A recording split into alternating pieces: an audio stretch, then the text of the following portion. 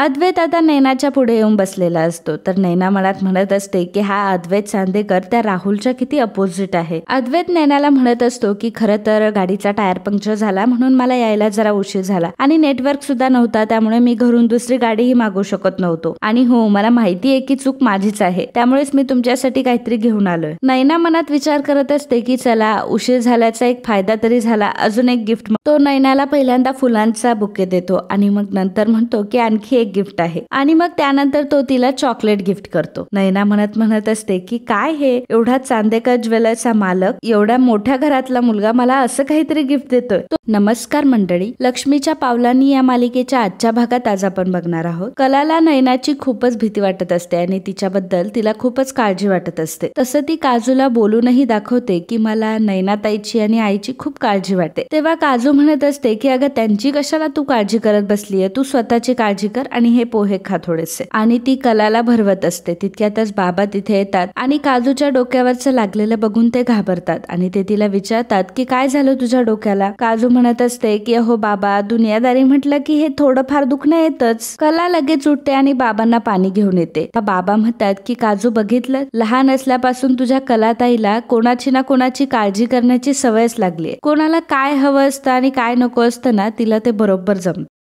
मित्रांनो, जर तुम्ही आपला चॅनल रोज बघत असाल आणि तरी सुद्धा अजून सबस्क्राईब केलं नसेल तर प्लीज चॅनलला लगेच सबस्क्राईब करा आणि बेल आयकॉनवर देखील क्लिक करा. धन्यवाद. बाबा काजूला सांगत असतात की तुला माहितीये का, लहानपणी जेव्हा मी मूर्ती घडवायचो ना, तेव्हा ही मला मदत करायची. मी मूर्ती घडवल्या की ही रंग द्यायची. रात्रीच्या वेळी मूर्तींना तडा जाऊ नये म्हणून पाणी शिंपडत बसायची. एवढीशीच होती तरी सगळं अगदी समजून उमजून करायची. तिला जर मी कधी म्हटलं ना की अगं बाळा, एवढी लहान आहेस, कशाला तुझे एवढेसे हात मातीमध्ये घालतीये, तेव्हा ती मला म्हणायची की बाबा, तुम्ही एकटेच एवढं सगळं काम करतात, पैसे कमवतात, मग आम्ही काय फक्त बसून राहायचं का. बाबांचं हे बोलणं ऐकून कलाच्याही डोळ्यात पाणी असतं. बाबा म्हणत असतात की आता आपल्या नैनाताईचं लग्न आहे म्हटल्यावर बघ किती जोमाने अजून काम करते ती. आणि कला, अगं नैनाचं लग्न आहे ना, तर आपण सगळे मिळून काम करूयात, सगळे मिळून पैसा जमूयात, तू कशाला एकटे प्रयत्न करतेयस. काजू म्हणते की अहो बाबा, आपण जर 100च्या स्पीडने काम केलं ना, तर कलाताई 1000च्या स्पीडने काम करणार. कलाताई एवढं सगळं काही करते, परंतु त्या नैनाताईला आहे का काही. खरंच तिला काही असतं ना, तर तिने माझ्या फीसचे पैसे असे गायब नसते केले. कला काजूला गप्प राहायला सांगत असते, परंतु काजू काही गप्प राहत नाही. बाबा म्हणत असतात की अगं, पण सकाळी तर फीसचे पैसे होते ना. तेव्हा काजू म्हणते की हो, परंतु सकाळीच नैनाताईने फीसचे पैसे ताईच्या डायरीमधून चोरले. कला लगेचच काजूला आतमध्ये जायला सांगते. तर इकडे नैना आणि राहुल एकमेकांशी बोलत असतात. त्यावेळी नैनाला अद्वैतचा मेसेज येतो, परंतु नैना मनामध्ये म्हणते की याला आता मॅनर्स सुचले का, की आता फोन करतोय, माणसाची धड कदर सुद्धा नाहीये याला. राहुल तिला म्हणत असतो की हे जे डायमंड आहे त्याच्या कट्स मुळेच त्याला शाईन येते, आणि तुला माहितीये का, तुझ्या परफेक्ट फेस कट मुळे तुझ्या चेहऱ्याला एक वेगळाच ग्लो आलाय. अगं, मी तुला खरंच बोलतोय की तुझं स्माइल, तुझी खळी, तुझ्या केसांवरील बट इतकं सुंदर आणि रेअर कॉम्बिनेशन आहे. एक्झाम्पल जर द्यायचं असेल तर आमच्या दुकानातला एखादा सुंदर दागिना आणि त्या दागिन्याचं सगळंच अगदी एकदम कमाल असतं, त्यामुळे सगळ्या दागिन्यांपेक्षा तोच जास्त लक्षात राहतो. आणि नैना, तुला सांगू, तू अगदी तशीच आहेस, अगदी स्पेशल. तर इकडे रोहिणी म्हणत असते की अद्वैतची आत्या म्हणून मी हे लग्न जाहीर करते. तेव्हा सरोज म्हणते की एक मिनिट, मी तर अजून होकार दिला नाहीये. मला असं वाटतंय की लग्न ही खूप महत्वाची गोष्ट आहे आणि असा तडकाफडकी निर्णय घेण्यात काहीच अर्थ नाहीये. उलट जरा शांतपणे विचार करून निर्णय घेऊयात. चांदेकरांच्या घरातलं नव्या पिढीतलं पहिलं कार्य आहे आणि तुमच्याही घरातलं पहिलंच लग्न आहे, त्यामुळे आपण जरा विचार करून सर्व करूयात. अद्वैतच्या वडिलांना आणि नैनाच्या वडिलांना आधी एकमेकांना भेटू द्यात आणि जर सगळं काही जमत असेल तर ते एकमेकांचे व्याही होतीलच. आबा म्हणतात की सरोज, अगदी बरोबर बोलतीयस तू. खरं तर लग्न हे 2 माणसांचं नाही, 2 कुटुंबांचं होत असतं. रजनी म्हणते की चालेल, मग एखादा दिवस भेटीचा ठरूयात आपण सर्वजण. रोहिणी म्हणते की अगं सरोज वहिनी, अद्वैतच्या बाबतीतले सगळे निर्णय तर तूच घेतेस, मग आता दादा तुला थोडीच नाही म्हणणार आहे. सरोज म्हणत असते की अद्वैतच्या बाबतीतले सगळे निर्णय आम्ही दोघच घेतो. विचार जरी मी मांडत असले ना, तरी त्यामागचा विचार आमच्या दोघांचा असतो आणि अद्वैतच्या बाबतीतला हा निर्णय मी त्यांना विचारल्याशिवाय कधीच नाही घेणार.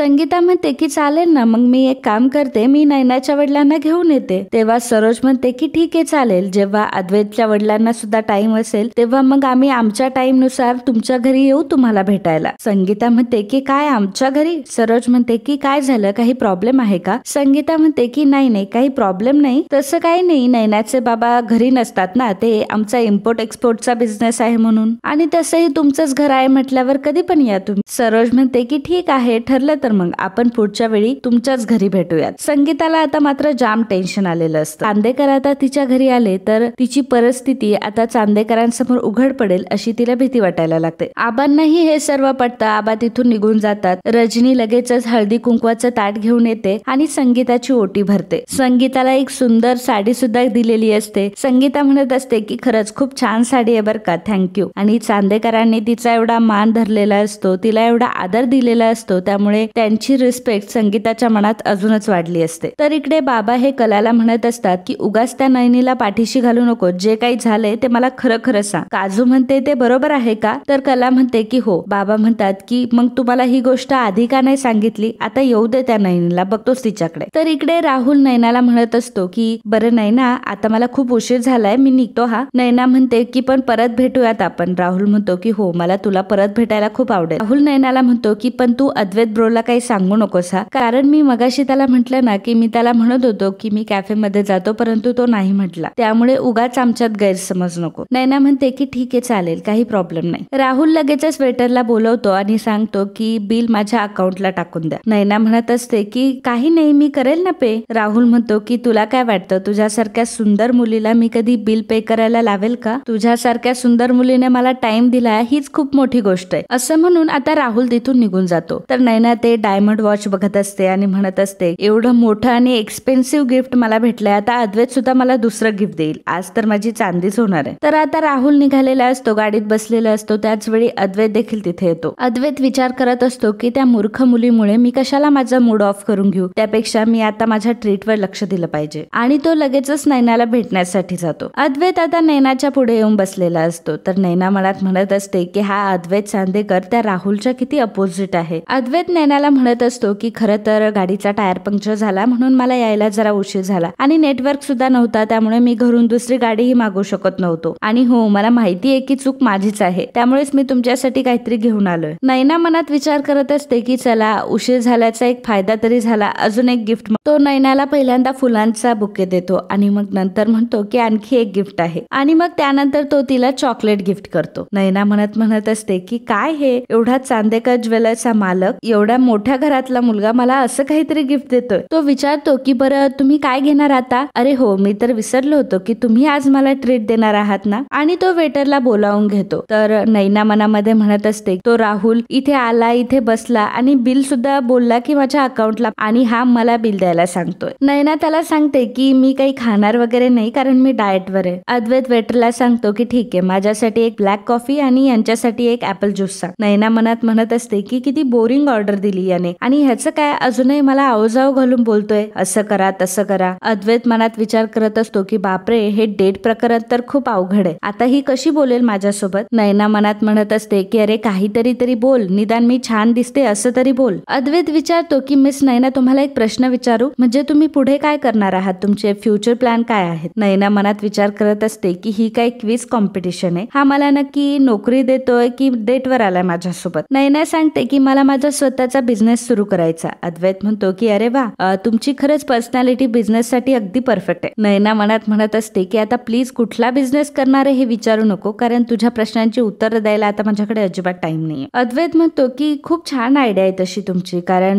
मी सुद्धा जेव्हा लहान होतो ना, तेव्हा मी लहानपणापासूनच ठरवलं होतं की मी बिझनेस करणार आहे. घरामध्ये मला प्रॅक्टिकल आयडिया देखील भेटल्या. त्यानंतर मी माझा स्टडी कंप्लीट केला आणि स्टडीवर फोकस करून जेव्हा मी इकडे आलो, बिझनेसवर फोकस केला. तुला माहित नसेल, परंतु महाराष्ट्रामध्ये आमच्या असंख्य ब्रांचेस आहे आणि त्यामध्ये असंख्य लोक काम देखील करतात. लवकरच मला हे कळलं की ह्युमन रिसोर्सेस खूप महत्वाचे आहे. मी आमच्या एम्प्लॉईला सगळं काही प्रोव्हाइड करतो आणि त्यामुळे ते जास्त मन लावून काम करतात. अद्वैत सर्व काही बिझनेस बद्दलच बोलत असतो. तर नैना मनात म्हणत असते की अरे मूर्ख माणसा, आपण डेटवर आलोय, आता तर मला प्रवचनाला आल्यासारखं वाटतंय. राहुल याचाच भाऊ आहे, तरीही किती वेगळा आहे. हा असा आहे ना, म्हणूनच राहुल एफिशियंटली सगळं काही व्यवस्थित हँडल करतो. करत असतात। संगीता आता घरी आलेली असते। बाबा संगीताला विचारतात की संगे, त्या नैनीचं काय चाललंय मला पहिल्यांदा सांग आधी। उद्या काजूची फी भरायची, माहितीये का तुला? संगीता म्हणते की काजूची फी भरायची आहे का? मग भरू ना आपण। आणि तुम्हाला माहितीये का की नैनीचं लग्न? त्यावेळी बाबा म्हणतात की संगे, तुला माहित नसेल परंतु आपल्याला नैनी सोडून 2 पोरी आहेत अजून, पण तुला तर नैनीचं लग्न सोडून दुसरं काहीच दिसत नाही। संगीता म्हणते की हो असं का बोलताय? बाबा म्हणतात की बरोबरच बोलतो मी, उद्या काजलची फीस भरायची शेवटचा दिवस आहे। साठी आपल्या कलेनं पैशाला पैसा जोडून पैसे कमवले होते, पण तुझ्या लाडवलेल्या नैनीने काय केलं ते चोरले। कोण संगीतालाही धक्का बसतो। तर मित्रांनो, आजचा हा भाग इथेच संपतो। पुढील भागात आपल्याला पाहायला मिळणार आहे सरोज ही अद्वैतला सांगत असते की तुझं नाव बघून आणि तुझ्या फॅमिलीचं नाव बघून तुला खूप स्थळ येणार, पण एक गोष्ट म्हणजे तुझा पार्टनर हा तुझा सन्मान करणारा आणि तुझ्या हुशारीचा आणि कर्तबगारीचा सन्मान करणारा असायला हवा। नैना इकडे म्हणत असते की खरंच त्या राहुलचा चॉईस खरंच खूप छान आहे, नाहीतर तो अद्वैत पहिल्यांदाच भेटायला येताना फुलं कोण घेऊन येतं? आणि असं म्हणून फुलं तिथेच ती फेकून देते। संगीता बाबांना म्हणत असते की हो, आपल्या नैनीच्या आयुष्याचा प्रश्न आहे, आपल्याला आता पाऊल उचलायला हवं। आता तर मला काहीही करून माझ्या नैनाचं लग्न मला अद्वैत चांदेकर सोबतच करायचंय। तेव्हा कला म्हणते की नाही आई, हे लग्न नाही होऊ शकत। तर मित्रांनो, असेच लक्ष्मीच्या पावलांनी या मालिकेचे डेली अपडेट बघण्यासाठी आताच आपल्या चॅनलला सबस्क्राईब करा। आणि हा व्हिडिओ जर तुम्हाला आवडला असेल तर व्हिडिओला लाईक आणि कमेंट करायला अजिबात विसरू नका। धन्यवाद।